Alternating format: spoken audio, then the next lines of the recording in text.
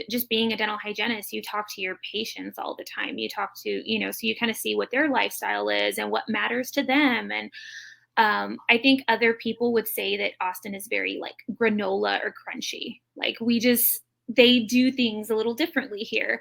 And so a lot of my patient base, like they didn't want to do fluoride. They cared about the ingredients that were in their toothpaste. They cared about how it affected their planet. And a lot of them were zero waste and like didn't want to buy a floss pack that they were just going to have to throw away the plastic each time their floss ran out.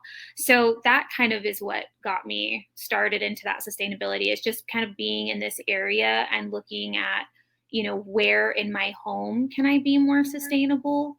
And then just a couple of years ago, that's when I started looking more into the practice. Like, this is everything that I'm doing at home. How can I take this and transition it into the dental field? What can I do in my own operatory that is going to make a difference, not just for me, but for generations to come, for my kids going forward? Just because, plastic, it never goes away. It's just here all the time. And so every plastic thing that exists will always exist, at least in our lifetime and for a lot of future generations. So It just makes you kind of think about how you do things. Yeah, no, Agreed. I love that.